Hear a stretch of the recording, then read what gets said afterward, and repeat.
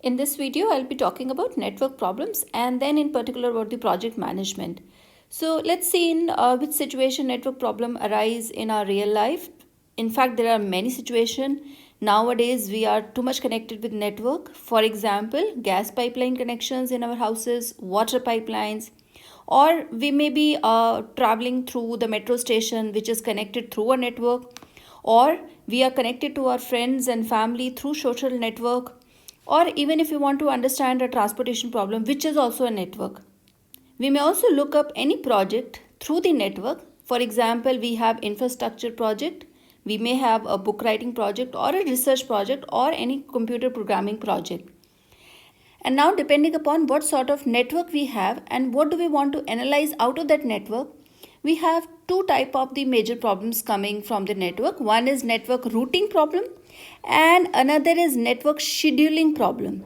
So in the network routing problem, we have lot of algorithm. Routing means, for example, we want to transport something from one source to another destination, or we may talk about metros, or we may talk about the airline traffic routes, or we may want to even talk about social networking pages such as Facebook or Twitter, where we want to route. Some of the techniques that I'm writing is shortest route algorithm. We may have minimal spanning tree. We may have maximal flow problems. So if we are talking about gas pipelines or the water pipelines connection to our houses, we may look up the maximal flow problems or the algorithms based on that. If we want to talk about the transportation problem, we may talk about minimal cut flow problems, and accordingly we can discuss its algorithm. We can have 7-bridge problem. This is also a path or the network issue. And what was the 7-bridge problem? So there is a bridge, in fact we may also call this as Conigus bridge problem. So this is the 7-bridge problem, very famous problem, where we want to find a path such that each edge should be covered once. So this means we talk about Euler, Hamiltonian path. These are the techniques that can help us to understand the network routing problem.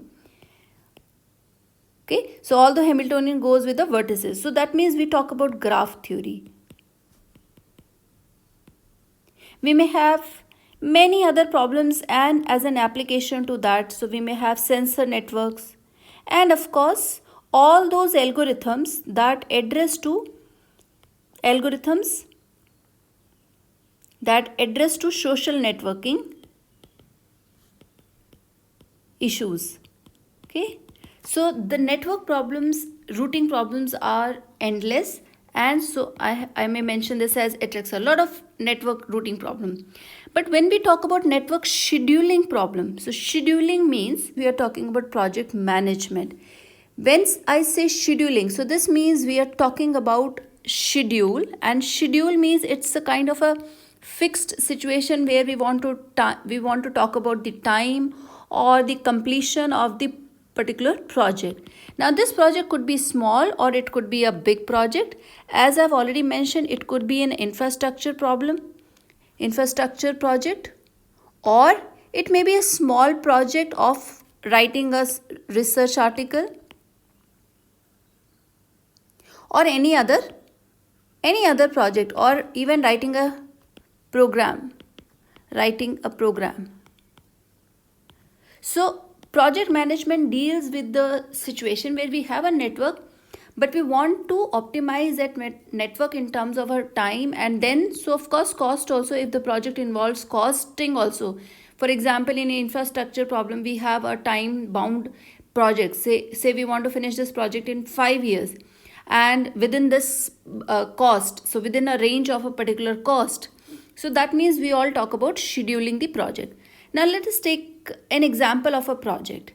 Example of a project consists of certain activities. Say for example, I have considered here an infrastructure project example, and in that I'm going to list out what are the activities that are going to perform. So for example, I'm just listing some of the activities: clear the site, survey and layout, rough grade, excavate for sewer, and install electrical manholes and so on. So you may list out all these activity and then try to construct a network out of that, mentioning in which order you want the project to move on towards the completion. And then we can take one more example of a project such as book writing. You can again list out the activities such as manuscript reading by authors, sample pages prepared by the typesetters, book cover design, and so on. So you can list out all the activities that are required in the project.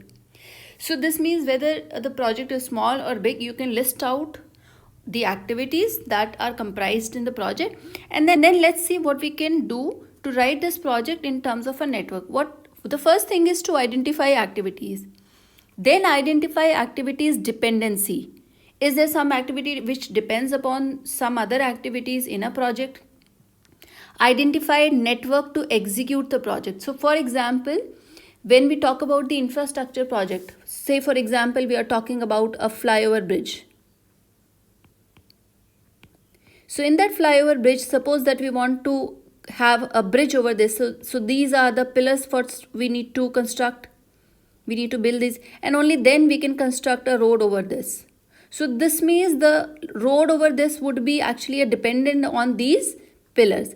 So this means you need to first identify which are the activities that are dependent. And then you also want to probably optimize your resources. We don't want a wastage. So that is how the cost comes in picture.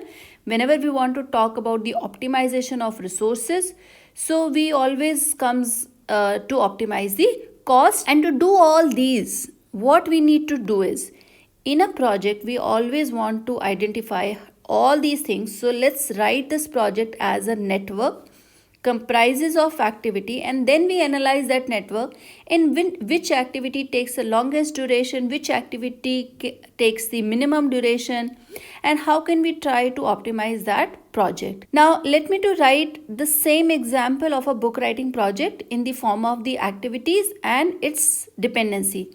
So this is the same list. Now what I have done is I have given these activity a name: A, B, C, D, E, F, G, H, I, J. So these are the names to the activities that I am going to perform while the book writing. So we can write down the project in terms of activity and then name them. And I have also identified the preceder activity. Say for example, manuscript reading by author is the starting activity. We don't have a dependency, and so on. Sample pages, book cover design, and so on.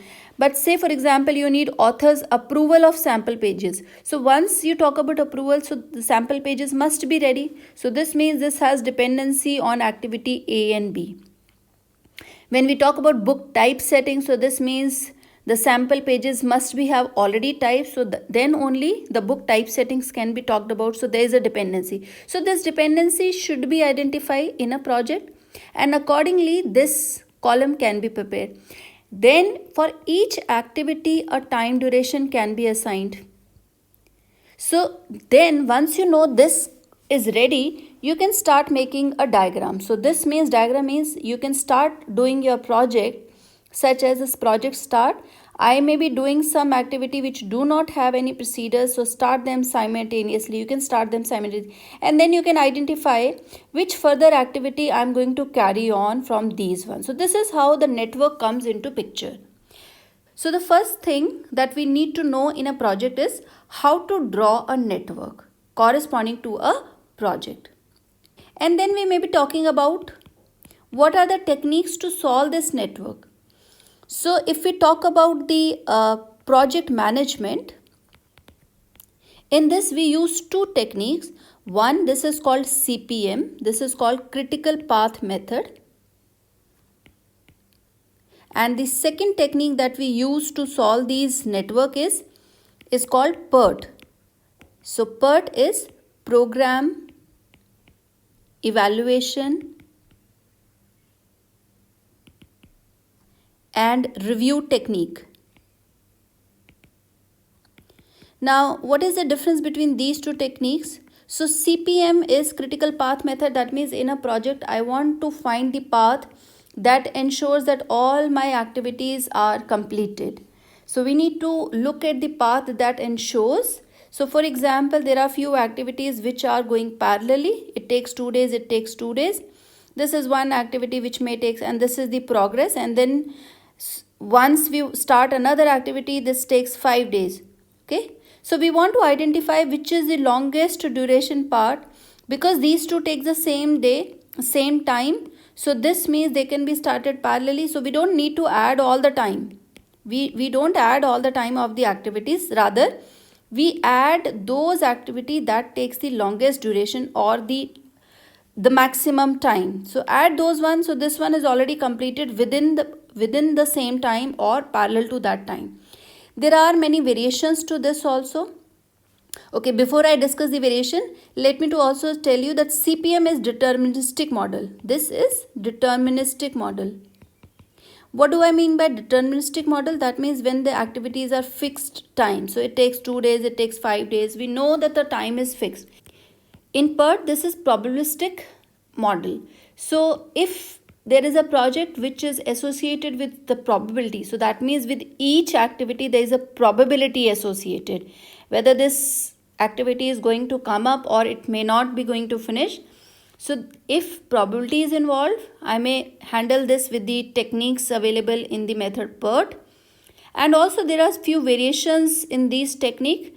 One of the variation I am going to mention here is RAM, and this one has the full form as review analysis of multiple projects. So if you have multiple projects, you may look up for this one.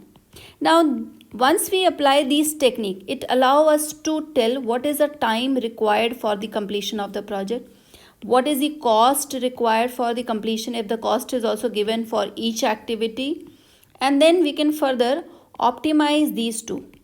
We can further optimize this also. So that is all how network help us to understand the project management.